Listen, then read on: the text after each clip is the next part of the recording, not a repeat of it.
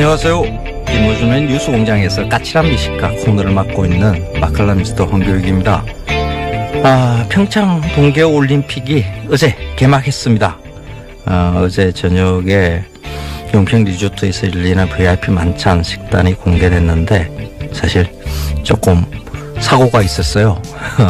이런 행사 음식은 이벤트성이 워낙 강해서 딱 그 행사 그 딱 타이밍에 이렇게 공개가 돼야 되는데 이게 조금 유출이 됐어요.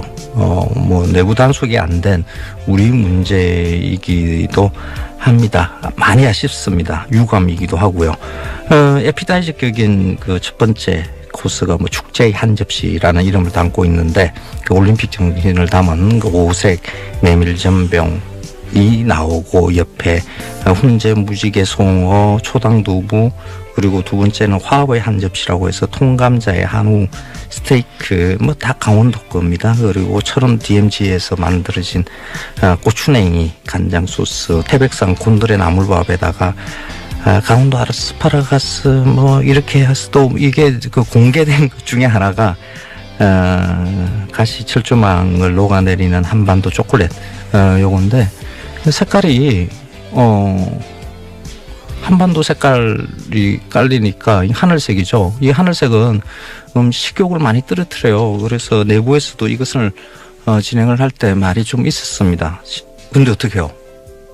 식욕이 떨어지도 한반도 이 색깔이 그런데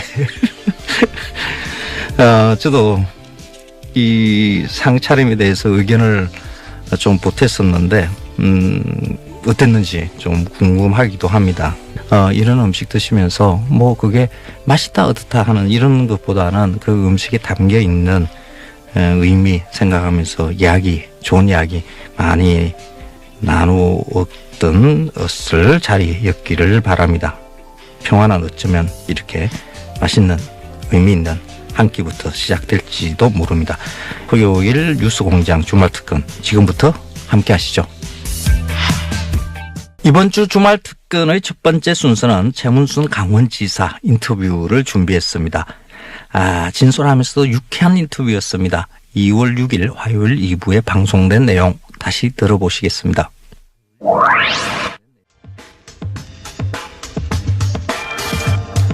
올림픽 개막이 사흘 앞으로 다가왔습니다. 여전히 여러 논란들이 있습니다.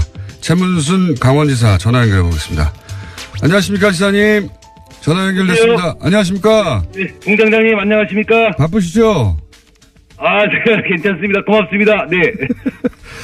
저한테 고마우실 것 같고요. 11월 말에 저희가 네네. 인터뷰할 때 네네. 티켓 완판되면 완판남으로 출연한다고 하셨는데 완판됐습니까? 완판을 못했습니다. 지금 완판남이 아니고 이제 미완판남이 될 것 같습니다. 미완판남. 네. 네.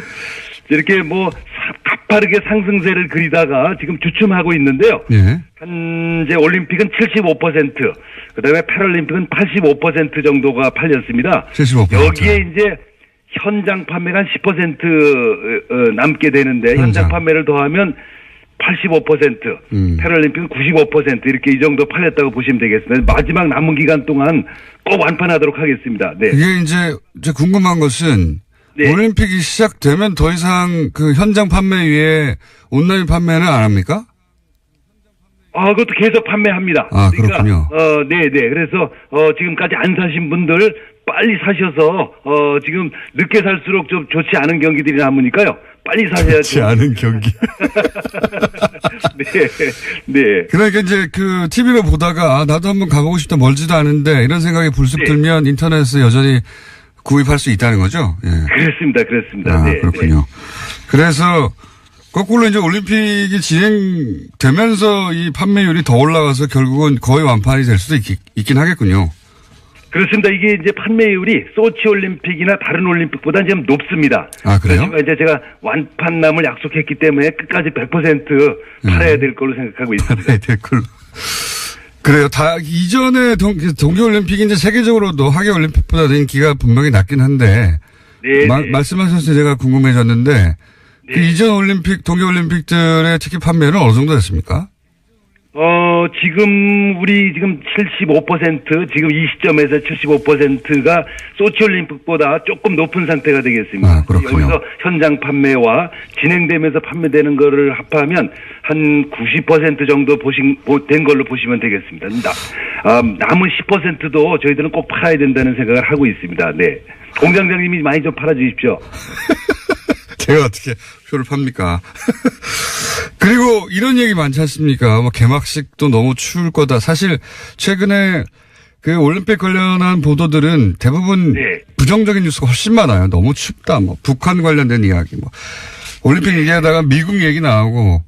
네. 그렇게 과거와 비교해 보자면 국내 이런 큰 행사 관련해서 부정적인 뉴스가 절반 이상을 차지한다고 할 정도로 그런 뉴스들이 많긴 한데. 네. 그렇죠? 글쎄요, 저도 좀 그 점이 섭섭한데요. 이게 이제, 우리가 이제 전 세계에서 손님들이 다 들어와 있고, 지금 또 본격적으로 들어오고 있는데, 좀 기왕 올림픽을 치르는 거, 좀 아주 기분 좋게 치를 수 있도록 다 함께 해주셨으면 하는 그런 마음을 좀 갖고 있습니다. 여러 가지 뭐 문제들이 없는 건 아니지만, 이게 뭐 다른 나라에도 있는 문제들이고요. 오히려 외국에서 오신 IOC 위원 같은 분들은 평화올림픽이 됐다는 데서 굉장히 큰 축복을 해주고 있으시고 IOC가 역할을 했다는 데 대해서 자부심을 표현하고 있는 그런 상황이라는 보고를 드립니다. 뭐 정치적인 이야기야. 다른 분들하고 얘기하면 될 것 같아서 제가 이제 실제적으로 거기 가실 분들을 위한 정보 차원에서 여쭤보는데 아까 말씀드린 너무 춥다. 네네네. 네, 그런 보도가 하도 많아서 가지 말라는 얘기처럼 들려요. 너무 추우니까 가지 말라는 얘기처럼 물론 가지 말라는 내용은 없는데 너무 춥다는 얘기가 많고 그거 어떻게 할 건지 해결할 건지 또 하나는 가깝잖아요. 이제 KTX가. 예. 그렇습니다. 네. 이게 당일치기라도 갔다 올 수가 있는 건지 뭐 숙박 문제는 어떻게 되는 건지 이런 것 좀 알려주십시오. 아무 데서도 안 알려줘서요. 네. 우선 이제 너무 춥다는 것에 대해서요. 네. 추운 것은 사실이지만. 추운 건 사실이죠. 너무 춥지는 않습니다. 이게 제 말은 궁금한 게 거기 뭐 난방이라든지 혹은 뭐 개막식 때 뭐 바람막이라든지 기타 등등 여러 가지가 있어서. 네네. 그러니까 구경하는 사람들이 그렇게 덜덜 떨면서. 네네. 저체온증이 걸릴 정도는 아니다. 네네. 마치 저체온에 걸려서 뭐 실내 갔다는 사람들 얘기도 나오고 그러니까 아이고 저 너무 추워서 못 가겠다. 이렇게 생각이 들거든요. 그렇습니다. 근데 이제, 저도 뭐 몇 번 거기서 공연을 봤는데요. 다소 추운 건 사실이지만. 그걸 못 볼 정도거나, 네. 뭐 저체온증에 실려서 쓰러질 정도거나 그런 정도는 아닙니다. 뭐, 추운 게 사실이지만. 원풍기 있고 뭐 담요 있고 뭐 이렇게 제공한다는데 맞아요? 그렇습니다. 우선 이제 5종 세트를 제공합니다. 모자에서부터 담요까지 핫팩까지 5종 세트를 제공해 드립니다. 5종 세트 모자, 담요, 핫팩. 나머지 두 개는 뭡니까? 나머지 이제 이렇게 우이처럼 이렇게 그렇게 장갑 이렇게 전부 나눠 드리고 자리에 전부 비치가 돼 있고요. 그다음에 그게 무료로 주는 건가요? 네. 무료로 주는 겁니까? 무료로 드립니다. 아, 그래요? 네. 그리고 정 추우신 분은 들어가서 몸을 녹일 수 있는 온실을 자리 주변에 준비해 놓고 있습니다. 아, 따로. 예. 네네. 그래서 정 추우신 분들은 거기서 잠깐 몸을 녹이시고 다시 자리에 오셔도 될 수 있게 이렇게 해놨습니다. 당일치기는 가능합니까? 당일치기 가능합니다. 근데 이제 서울에서 강릉 평창까지 한 2시간 남짓 걸리니까 당일치기 가능한데 헐레벌떡 다녀가셔야죠. 그렇게 굳이 헐레벌떡 이렇게 세계적인 축제를 즐기는데 그렇게 헐레벌떡 다녀가실 필요가 있으신지 저희가 좀 가능하면 2, 3일 주무시는 게 어떠신가 하는 추천을 드리고요. 저희들이 지금 숙소가 아직도 많이 남아 있습니다. 그렇군요. 민박을 비롯해서 예. 싸게는 4만 원, 5만 원짜리부터 시작해서 한 10만 원 정도까지 싼 숙박업소들이 지금 많이 남아 있습니다. 여전히. 예. 네. 숙박 바가지 요금 이런 얘기도 언론에 보도가 되는데 그런 문제는 해결이 됐습니까? 완전히 해소됐습니다. 이제 그동안에 초창기에 그런 일이 있어가지고, 예. 저희들이 여러 자정 결의도 하고, 저희들 단속도 하고, 그래서 지금은 굉장히 싼 숙박이 많이 남아있다는 말씀을 드리고요. 와서 좀 편안히 주무시고 며칠 즐기다 가셨으면 하는 바람 말씀드립니다. 알겠습니다. 하도 올림픽 관련해서 이제 긍정적인 뉴스나 혹은 뭐 지금 말씀하신 종류의 뉴스가 잘 안 나와서요. 제가 굳이 지사님을 모시고 이런 얘기를 하고 있는데 공동 집행위원장이시니까 이런 소식 알려주셔야죠. 예. 지금 올림픽 선수촌에 이제 북한 선수들도 입촌했지 않습니까? 네, 이미 들어와 있습니다. 네, 어떻게 지내고 있나요? 저도 잘 모르겠어요. 나서 우선, 잘 모르시겠죠, 사실. 네. 밖으로는 접촉을 잘 안 하고요. 예. 지금 제가 접촉이 좀 자유로운 분은 장홍 IOC 의원. 네. 어제 이제 IOC 총회에 왔었고, 저도 네. 만나서 한참 얘기를 했었고, 대통령께서도 직접 호명해서, 감사하다. 이런, 표현도 했었고, 그랬습니다. 그분은 워낙 능수능란한 분이고, 여유도 있어가지고. 그렇습니다. 좀 예. 오련한 분이신데, 예. 어제 제가 만났더니, 제가 그때 7년 전에 남아공에서 이제 유치 결정됐을 때부터, 예. 만나가지고, 꼭 평창 올림픽에 오셔야 된다. 그때부터 이제 얘기를 했었는데, 그동안 답변을 못 주다가 이번에 오게 돼서 아주 잘 됐다. 이게 잘 돼서 좋다. 이렇게, 표현을 하셨습니다. 알겠습니다. 북한 선수들 잘 지내고 있냐고 하면 대충 그냥 잘 지내고 있다고 말씀하시면 되는데 모르겠다고. 네. 너무 솔직하게. 한 가지만 여쭤볼게요. 네네네. 그 여자 아이스 하키 선수단, 네, 이제 충분히 관심 대상이 됐었는데. 네네네. 혹시 그 선수들은 서로 잘 지내고 있는지 아십니까? 글쎄, 저도 뉴스를 보고. 네, 잘 모르시는군요. 저는 이제 안의 소식은 잘 모르겠고요. 예. 밖에서는 그 경기를 보겠다는 분들이 너무 많아서 예. 경기장 안에 다 수영을 못합니다. 아, 거기는 이미 완판입니까? 그건 완판입니다. 네. 아, 그리고 밖에다가 저희가 그 월드컵 때처럼 대형 스크린을 만들어 놓고 공동 응원단을 밖에서 하게 해달라. 이래서 지금 밖에서 5천 명이 될지 10,000명이 될지 응원단들이 전국에서 지금 몰려오신다고 그래서요. 그거 지금 준비하느라고 지금 준비하고 있습니다. 네, 거기 무슨 내막은 잘 모르겠고 밖에 준비하느라고 정신이 없으시군요. 자, 그럼 오늘 여기까지 하고요. 올림픽 진행되는 중에도 저희가 내부 소식은 잘 모르시겠지만 또 밖에 소식 궁금할 수도 있지 않습니까? 네, 그렇습니다. 네, 공장장님도 꼭 좀 와주시기 바랍니다. 저도 한 번은 가볼 생각입니다. 그렇지 않아도. 예. 네, 거기서 뵙도록 하겠습니다. 네, 감사합니다. 네, 고맙습니다. 감사드립니다. 네. 지금까지 최문순 강원지사였습니다.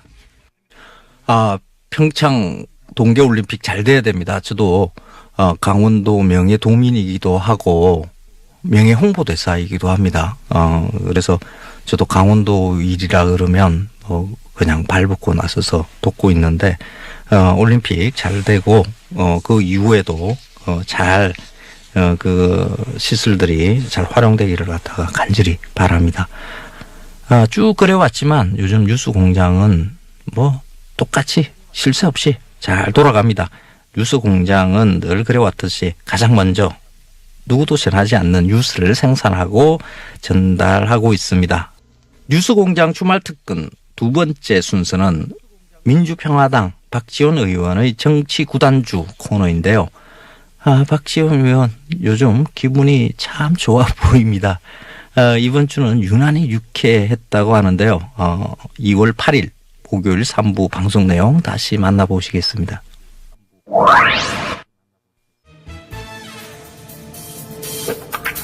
정치구단주 박지원 전 대표님 나오셨습니다. 안녕하십니까. 이제 민주평화당이라고 불러도 되겠네요. 민주평화당. 오늘 참 잘 불어줬습니다. 오늘 하실 말씀이 많군요. 네, 많아요. 싱글벙글. 우선 싱글벙글 하신 이유가 민주당 당명 때문 아닙니까? 어떻게 그렇게 잘 아세요? 얼굴에 너무 고소하다 하는 표정이 너무 많이 나와요. 저는 중앙선관위에서 미래당 예. 당명 사용 못한다 해서 제대로 가는구나. 과거당. 과거당. 과거에 살잖아요. 과거당. 그런데 지금 보니까 바른미래당 예. 이렇게 가서 여기에서도 유승민만 남고 발음만 남고 안철수는 가는구나. 이렇게 생각했습니다. 이름이 없잖아요. 이름이 없잖아요. 하려면 바른국민당 해야지. 그럼 또 국민이 뒤로 왔다고 그래서 자존심 상한다고 해서 아마도 발언을 앞에 둘 수 없다고 생각했던 것 같은데. 국어를 굉장히 못했던 것 같은데 발은 이런 말은 앞에 가는 거예요. 물론 그렇긴 하죠. 물론 그렇긴 한데 제 말은 국민바른당 그게 되겠어요? 바른국민당이야 맞지. 그런데 아무튼 예. 과거당으로 안 갔으면은 이제 유승민만 남고 예상했던 대로 안철수는 갔다. 저는 그렇게 봅니다. 앞으로도 그렇게 될 거다 이렇게 생각하시는군요. 그렇게 돼서는 안 되고 잘 돼야죠. 그렇지만은 당명으로 볼 때 그렇다. 당명으로 볼 때. 예. 그 외에 혹시 매우 기쁜 소식이 있습니까? 김여정 북한에 방남. 네. 이건 참 획기적인 일입니다. 그럴지도 모른다는 전망이 없는 건 아니었는데, 예. 또 가버렸어요. 예. 참 멋있어요. 이게 평창 동계올림픽을 평양올림픽이라고 공격하던 그 사람들이 할 말이 없어진 거예요. 보세요. 미국에서 펜스 부통령 참가한다고 하니까는 김영남 상임위원장. 이방카가 온다고 하니까는 김여정. 이게 얼마나 좋아요. 세컨 회담도 되고 더 참 좋은 것은 김여정이 개막식에 참석하고 금세 올라갔다가 다시 내려와서 폐막식에도 참석해서 이방카 김여정 이런 만남에 시간이 갔으면 참 좋을 것 같아요. 북한이 그런 식의 개선을 한 것 같긴 합니다. 그럴 수도 있어요. 네. 북한은 허를 찌르는데 선수들이에요. 그렇게 해서 미국의 압박에 살아남았죠, 사실은. 그렇죠. 예. 그거는 나라의 규모에 비해서 사실 미국의 압력을 이런 식으로 회피 기동하여 살아남은 나라도 별로 없는데. 그러니까 보면은 김일성, 김정일, 김정은이요. 항상 중국, 소련, 지금은 러시아, 미국 여기를 가지고 놀아요. 지금 이게 좀 과한 말인데 김정은이 세계를 가지고 놀고 있잖아요. 그런 셈입니다. 네. 한마디 하면 그냥 출렁출렁해요. 외신도 다 타고. 예. 그걸 또 키워준 게 트럼프 대통령이에요. 예. 그것은 트럼프 대통령이 잘한다고 생각합니다. 자기 장사를 잘하고 있다. 그렇죠. 세일스던트라니까요.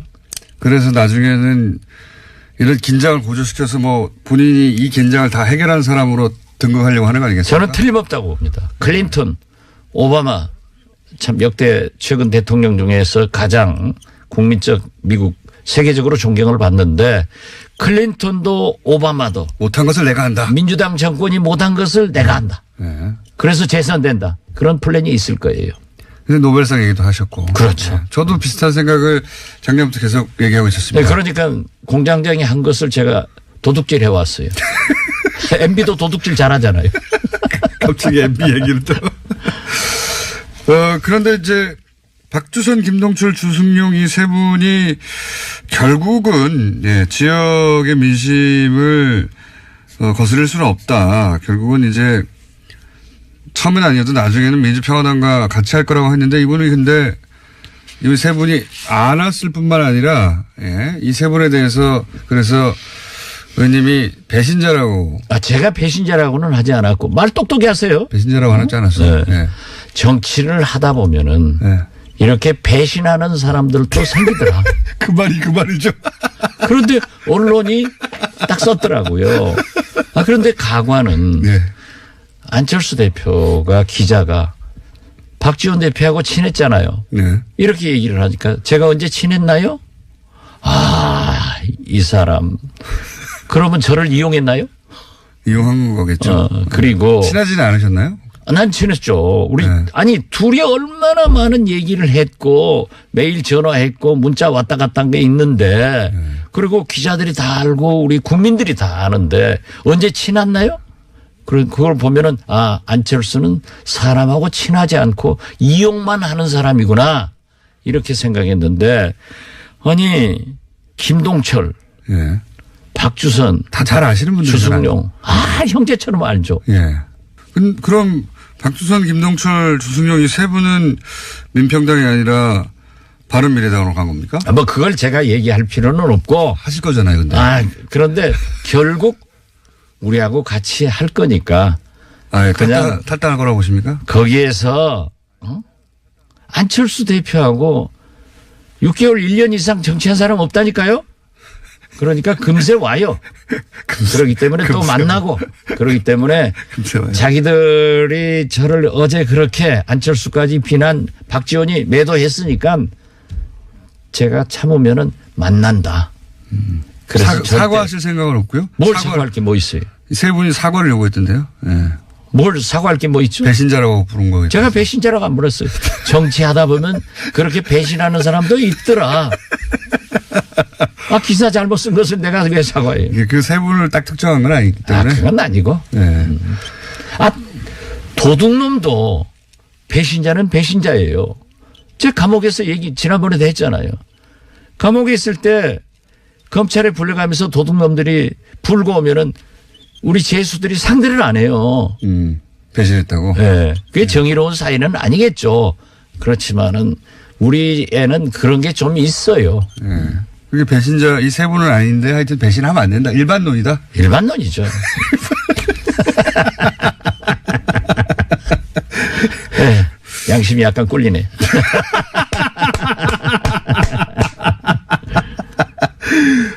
근데 좀 더 합류할 거라고 말씀하셨는데 더 이상 합류하지는 않았어요. 그죠? 송기석 의원도 그리고 송금주 이용우 의원도 무소속으로 남겠다고 했으니까요. 송기석 의원은 뭐 오늘 10시 10분에 재판이 있는데 진짜 잘 되기 바랍니다. 또 우리 송기석 의원이 하는 얘기를 제가 상대하기는 또 군번상 그렇잖아요. 그럴까요? 야자하는 놈한테 내가 사석에서 야자하지 않는 민평당 의원이 있습니까? 뭐 있죠. 누구랑 안철수 대표님.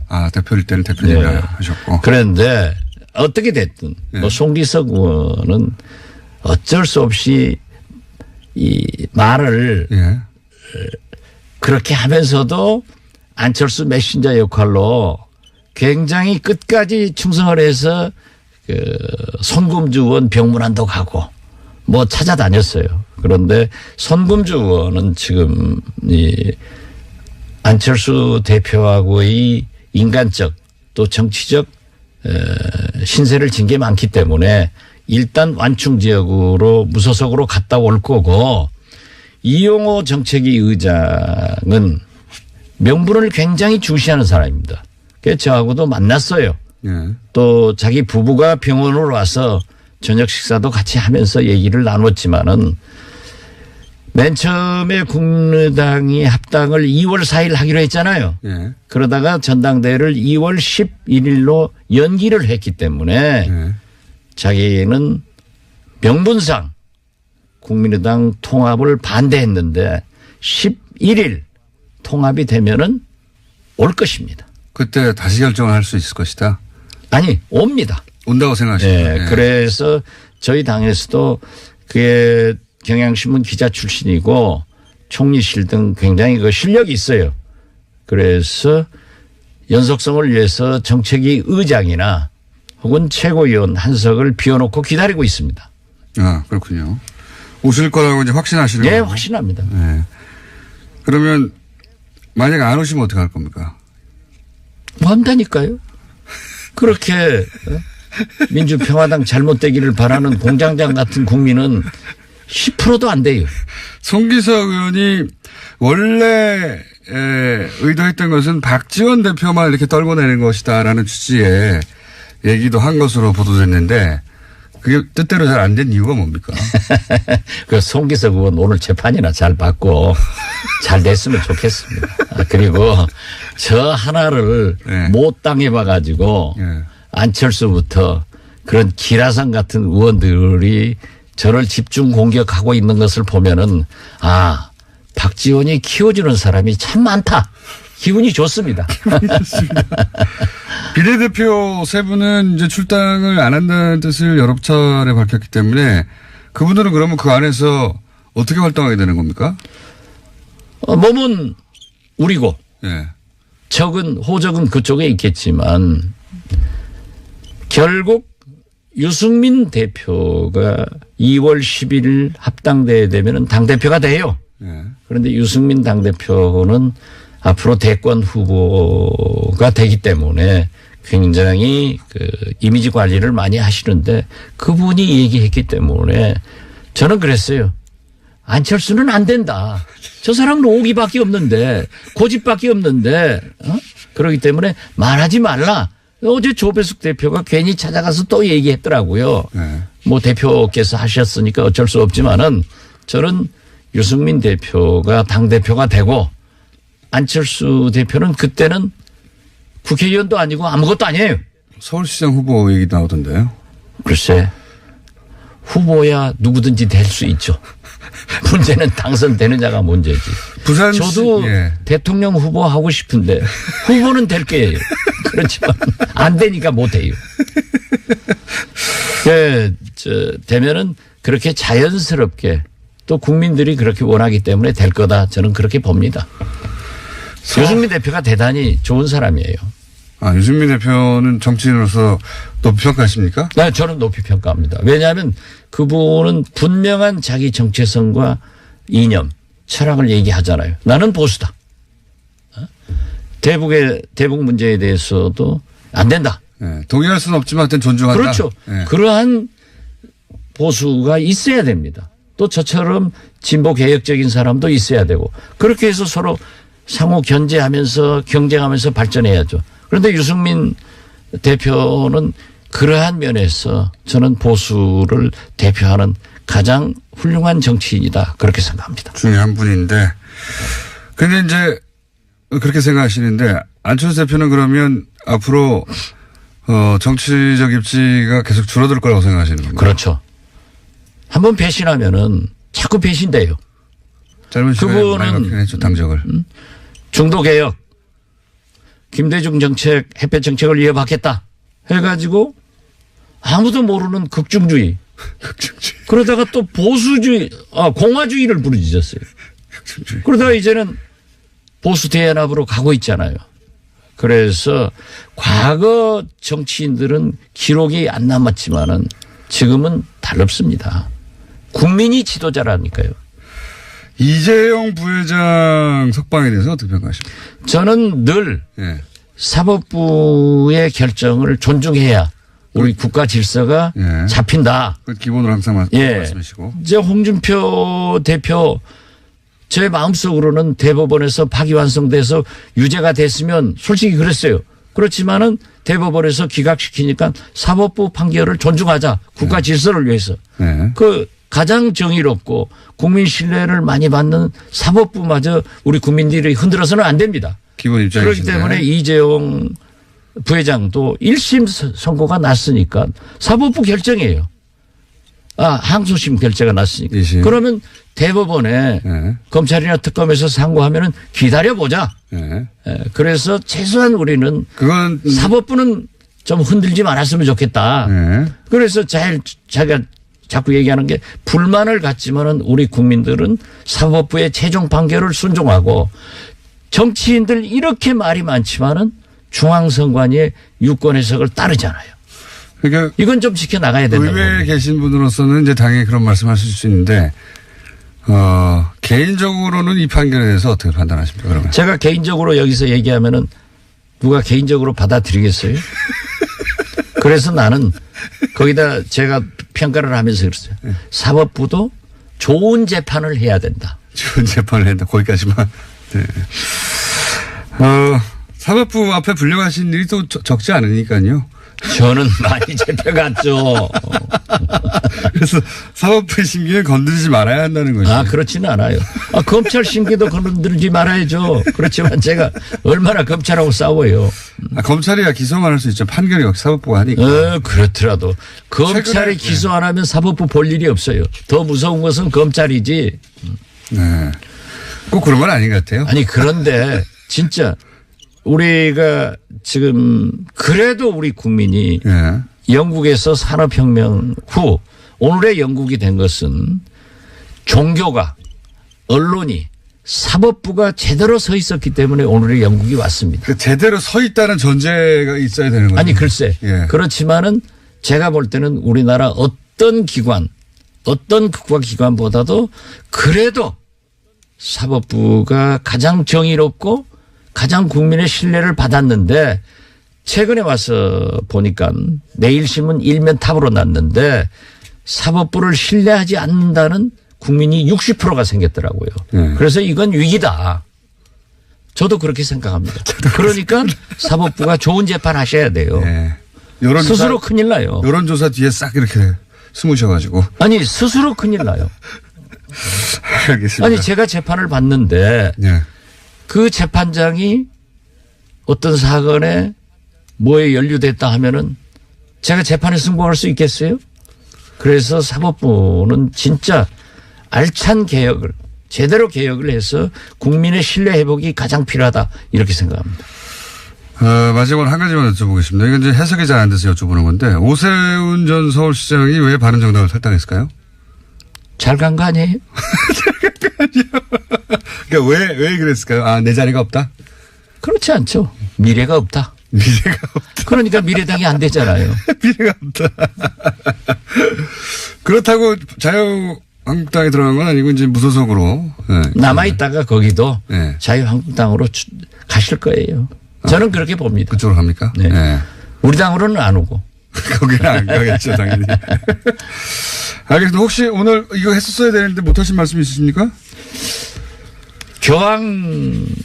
교황께서도 네. 평창 동계올림픽, 북한 참여 네. 이런 것을 높이 평가했더라고요. 지난주에도 말씀드렸지만은 보십시오.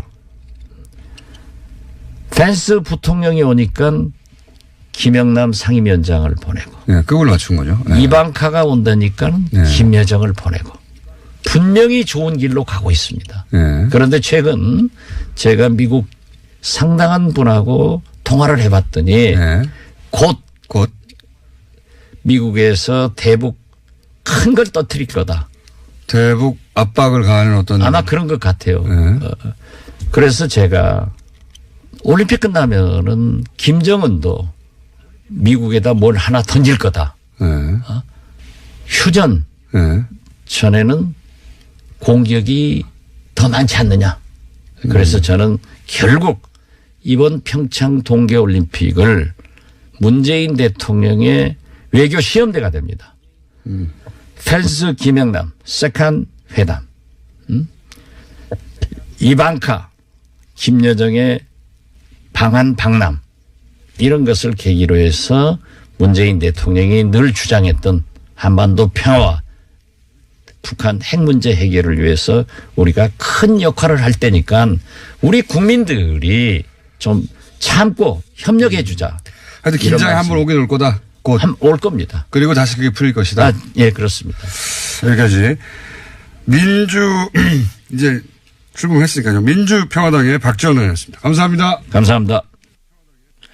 박지원 의원님, 정치구단답게 시원시원합니다.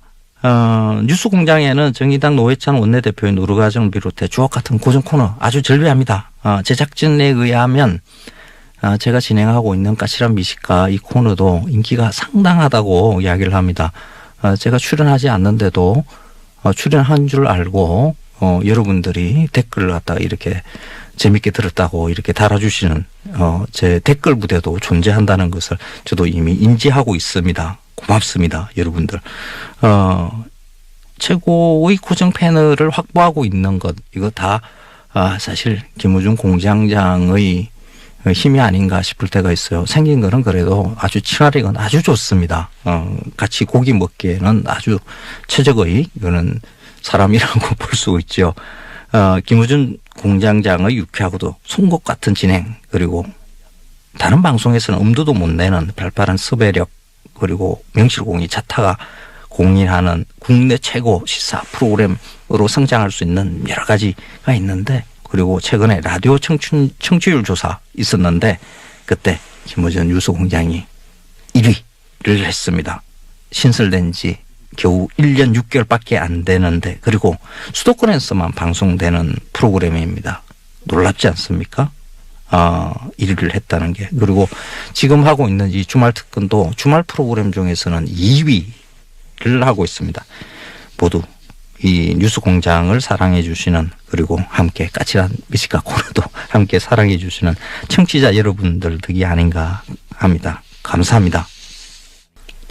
뉴스 공장 주말 특근 마지막 순서는 도시건축과 김진애 박사님의 도시 이야기입니다.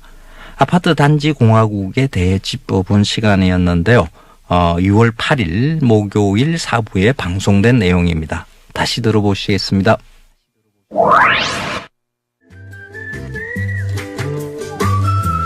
김진애 박사님 나오셨습니다. 안녕하십니까. 예. 이거 이상한 신드롬을 많이 생산을 하는데, 나 그 광고 좀 한번 받아봤으면 좋겠네. 도대체 얼마에 들어올까 싶어서. 삼성 광고. 그건 한번, 아니, 왜냐면 얼마에 들어오든 받든 안 들은 여러 가지 신드롬이 생길 거 아니에요? 그거 되게 재밌을 것 같은데. 삼성이 광고를 준다면. 네. 방송국에 광고 얼마나 주나요? 삼성은 1년에? 글쎄요, 모르겠어요. 알겠습니다. 지난주에 아주 예상치 못한 아이템으로. 남영동 대공분실과 김수근 선생의 흑역사 이거 가지고 하여튼 뭐 플러스 마이너스가 다 있었습니다. 굉장히 고마운 사람들도 많고 또 너무 처음으로 안다는 사람도 많고, 그런가 하면은 내가 제대로 더 씹었어야 된다 이러는 사람도 있는가 하면 그래요? 뭘 그것까지 나서냐 이러는 것도 있고, 하여튼 뭐 굉장히 딜레마적인 이런 겁니다. 그러니까 뭐냐면요, 우리가 건축이나 도시에 대해서 얘기를 할 때 굉장히 딜레마적인 게, 우리가 저간의 사정을 모르질 않거든요. 그게 왜 그렇게 됐는지. 그럼에도 불구하고 또 비판할 건 또 비판을 해야 되니까 굉장히 어렵습니다. 시대가 그러했고 전혀 이해가지 않는 것은 아니나, 네. 그럼에도 불구하고 그 사실 자체는 알려져야 되는데 숨겨져 버리니까. 그런 게 많아서 제가 김수근 선생에 대해서는 나중에 별도로 이 건축가와 건축의 딜레마에 대해서 별도로 이제 몇 번에 걸쳐서 얘기할 기회가 있을 테고요. 오늘은 다시 주택 정책으로 돌아와서. 그 부분을 다시 한번 들여다보고 다시 한번 말씀해. 네네. 아파트. 혹시 그 방송을 들은 일반인 말고 그 업계에 계신 분들 중에 반응 혹시 없었어요? 있지, 왜 없어요. 근데 이제 제 앞이니까 저거 입은 다물지. 근데 다른 거를 통해서는 뭐 그렇더라고요. 업계 반응이 있습니다. 당연히. 그게 긍정, 부정 다 있습니다. 다 있습니다. 다 있습니다. 그 얘기 다음에. 그런데 그 부분은 정말 저는 저기라는 게, 그 공간사의 당시에 그 분들이 좀 나와서 이제 왜냐하면 증언을 할 때가 됐어요. 그러니까 그런 거는 좀 필요하다는 생각을 합니다.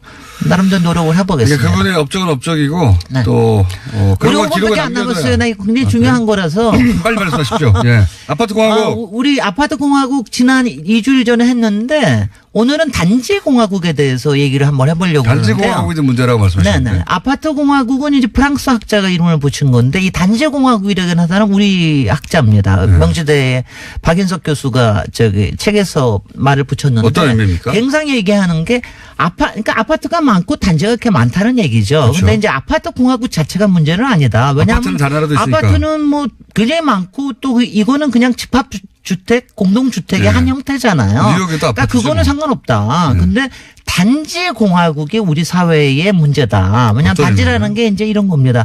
우리가 하면은 우리가 지금 되게 아파트 단지라는 이름으로 쓰잖아요. 그죠? 그러니까 무슨 아파트라고 얘기하기보다 아파트 단지로 얘기합니다. 그리고 브랜드 삼성 뭐 LG 뭐 해가지고 브랜드 하나 덜렁 있는 경우는 거의 없죠. 단지죠. 하나 달랑 있는. 그리고 부동산에서도 항상 얘기하는 게 큰 단지로 사십시오. 큰 단지로 사야지 집값도 안 떨어지고 나중에 집 팔기도 좋습니다. 그리고 실제로 집값도 올라갑니다. 그 단지를 자꾸 대단지화하는 이런 성향이 있어요. 근데 이유는 이유야 간단하지 않겠어요. 크게 하면 자기들 들어가는 돈을 잡고 이유는 크게 남으니까, 이거는 거대 자본의 놀이터입니다. 한마디로. 단지가 거대 자본의 놀이터인 거. 그리고 이거는 1980년대 이후로 생긴 거기 때문에 그러니까 건설사들이 성장하면서 자꾸 거대 단지들이 자꾸 생긴 거고요. 지금은 이제 똑같은 거 여러 번 찍으면 돈이 그럼요. 들으니까. 아니 그리고 이제 그리고 그다음에 물론 거기에는 이제 수요자들이 이걸 좋아합니다. 더 크게만 수요자들이 좋아하는 이유를 뭘까요? 아니요. 그러니까 생각을 해보세요. 편합니다. 값도 오릅니다. 그다음에 거기 들어가면 단지가 모여있으면 편의시설도 같이 모여있을 수 있고. 지하 주차장도 다 편하고 그다음에 관리도 그러네요. 앞에서 딱 해주고 저는 편합니다. 단지가 싫던데. 글쎄, 우리 다음 주일에 그 저희 주제가 뭔지 아세요? 왜 김호중 공장장은 아파트를 싫어하는가? 이거 주제를 할 겁니다.